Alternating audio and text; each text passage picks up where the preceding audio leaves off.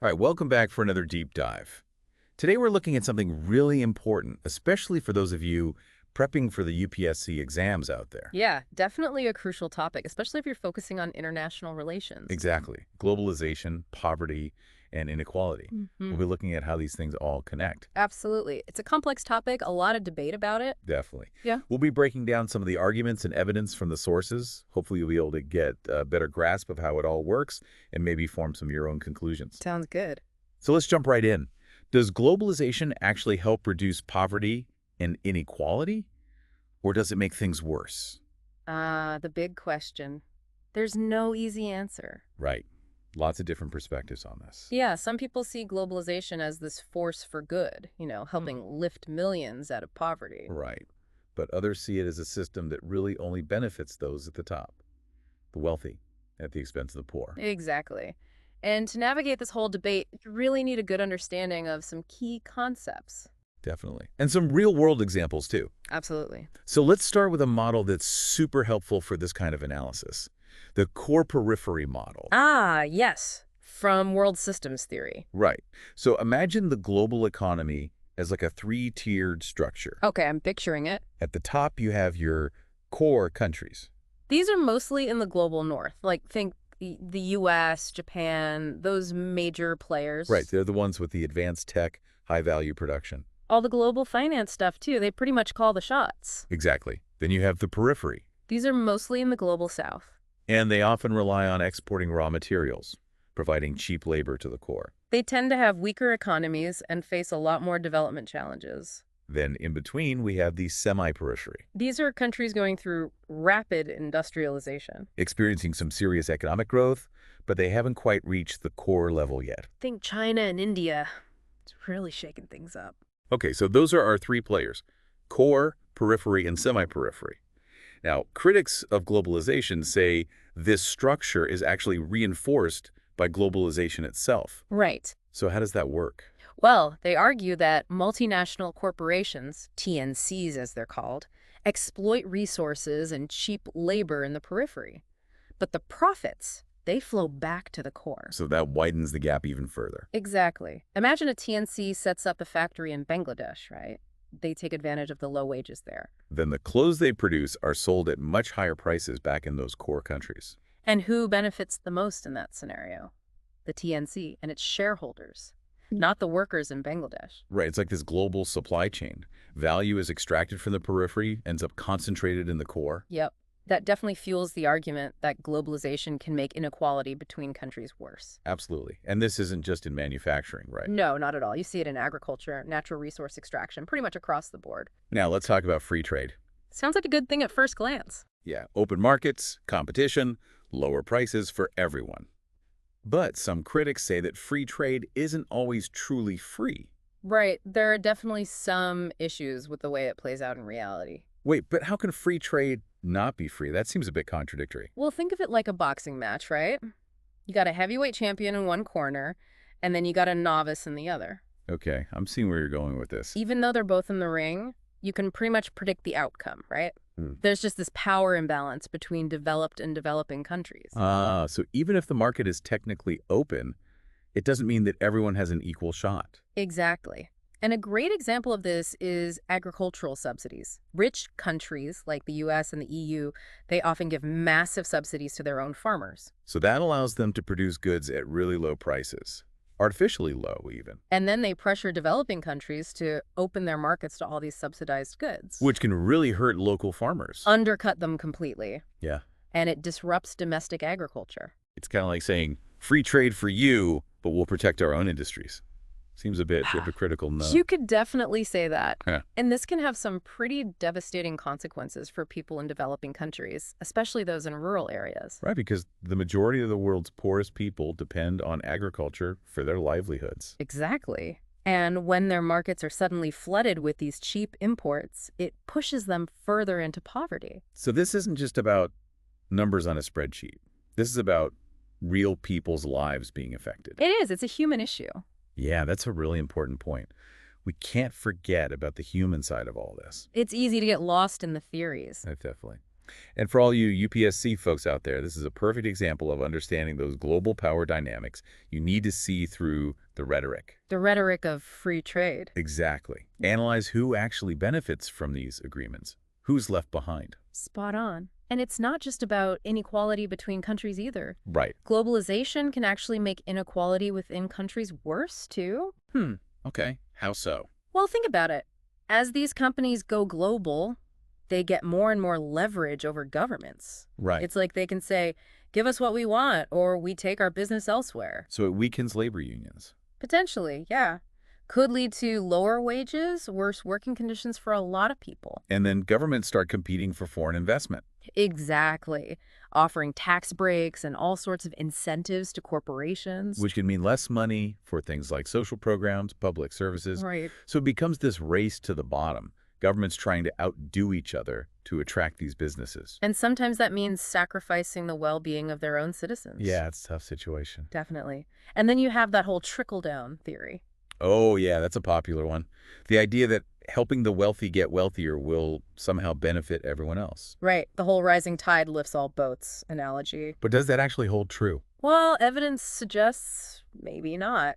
Right. There are a lot of studies that show wealth at the top doesn't just automatically translate into better conditions for the poor. In fact, the gap between the rich and the poor has actually gotten wider in a lot of places, especially during periods of rapid globalization. So much for that trickle-down effect, huh? It's more complex than that. It's about power dynamics, the distribution of resources. And it's about deliberate choices. Exactly. And policies that actually address these issues.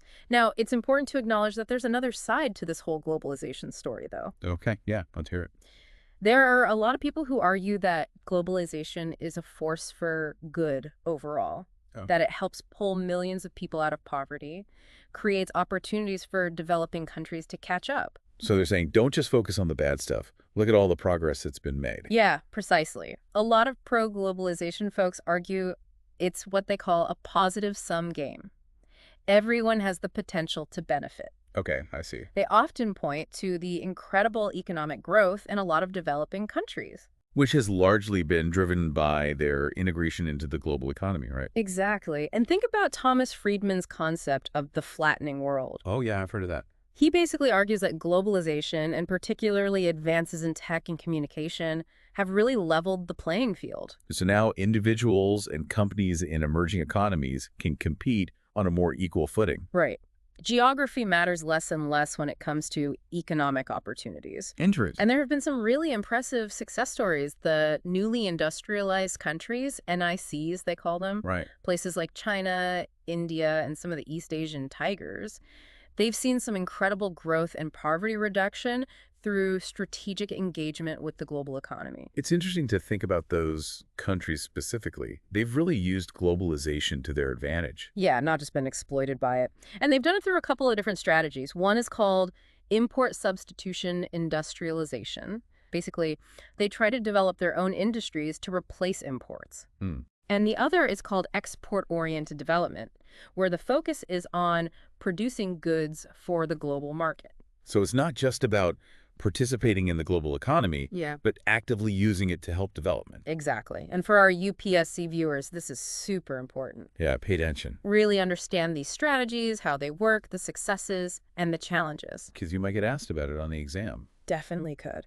And understanding these nuances is really key for the UPSC. Absolutely. But honestly, it's important for anyone who wants to really understand how development works in this globalized world. That's true. So we can't talk about globalization without talking about those multinational corporations, right? The TNCs. Oh, yeah. They're a big part of the story. Definitely. They've been painted as both the villains and the heroes of this whole thing. So where do they actually fit in? It's true, they're often at the center of this whole globalization debate. Yeah, for sure. Critics paint them as these, profit-hungry giants, exploiting resources people without a care. But is it really that simple? I don't think so. It's rarely black and white. Right. I mean, there are definitely cases where TNCs do some pretty harmful things, But it's important to remember that they can also bring some real benefits to developing countries. Okay, yeah. What kinds of benefits? Well, just think about it. They can create jobs. They bring in new technologies, they invest in infrastructure that's desperately needed, Right. and they can even provide training, help people develop new So skills. it's not about, demonizing every single TNC, but more about looking at how they operate, the Exactly. conditions under which they invest. Right. Are they upholding labor rights? Are they thinking about sustainability? Are they actually working with local communities? Those are the kinds of questions we need to be asking. Absolutely. Right. And we can't forget that governments in developing countries often want these TNCs to invest. Oh, yeah, for sure. They see it as a way to boost their economies. Makes sense. So they'll offer incentives, negotiate tax breaks, sometimes even compete with each other to try and attract these companies. Wow. It's a whole complicated web of, well, interests and motivations, I guess. It's a two-way street. It's not just the TNCs forcing their way in. Right. There's negotiation, there's give and take. Exactly. And at the end of the day, it's up to the governments to set the rules, make sure these companies are operating responsibly. That they're actually contributing positively. Yeah, Yeah. to the well-being of their citizens. That's the important part. Definitely. Now, this brings us to another interesting part of this whole debate. Oh, okay. Some of the pro-globalization folks, they argue that even if inequality increases as a result of globalization, the most important thing is that poverty levels go down overall. Interesting. So their logic is that, yeah, maybe globalization doesn't benefit everyone equally, Yeah. but if most people are seeing some improvement, that's still a win. So it's like a rising tide might not lift all boats equally, but hey, at least most boats are rising. Exactly. Yeah, But it does bring up a pretty tricky ethical dilemma, doesn't it? it does. It's like, is it okay for a small group of people to get super rich while others stay poor, Yeah. even Yeah. if overall poverty is going down? Is it fair for some to really benefit from globalization while others end up shouldering most of the negative impacts? These are tough questions. They are, and I think they're questions you really have to grapple with as you develop your own perspective on this whole issue. Right. It's about recognizing the complexity, not trying to oversimplify things. Yeah, not going for those easy answers. And for our UPSC friends, this isn't just some theoretical discussion, No, for sure not. These are the issues that are going to shape our world. Absolutely. The more you understand them, the better equipped you'll be to deal with them. Couldn't agree more. Hmm. So dive into those sources, really challenge your assumptions, and, engage in some good debate. Right. Because learning is a journey, right? It's Yeah. ongoing. Well said. All right, let's recap some of the key takeaways from our deep dive here. We've seen how globalization can create both winners and losers, Yeah, for sure. how it can worsen inequality between countries, with that whole core-periphery thing we talked about, trade imbalances, exploitation of resources, and labor. Definitely. We also looked at how globalization can contribute to inequality within countries, right? Yeah. Often by giving corporations more power, sometimes leading governments to focus more on businesses than on, well, the well-being of their own people. Yeah, it's a complicated picture. But we also talked about how globalization can lead to economic growth, help reduce poverty. Especially for countries that engage with the global economy strategically. Right. Places like China and India, they've really made some impressive progress. They have. So I guess the main takeaway is this. Globalization is a powerful force. It is. And like any powerful force, it can be used for good or for bad. That's true. The challenge is figuring out how to make the most of the benefits while minimizing the negative stuff. Right, and especially protecting the people who are most vulnerable. Absolutely. So if globalization is here to stay, and it probably is, the question becomes, what can we do to make it more fair? What policies can we put in place to make sure the benefits are shared more equally? Right. How can we create a global economic system that's actually just and sustainable, a system that works for everyone, not just the privileged few? Those are the big questions, and I think now's the time to start figuring out the answers. I agree. Well, if you enjoyed this deep dive into globalization, poverty, and inequality, make sure you hit that like button, subscribe, and stay tuned for more. We'll be back with more thought-provoking episodes soon. Until next time, keep learning, keep questioning, and keep diving deep.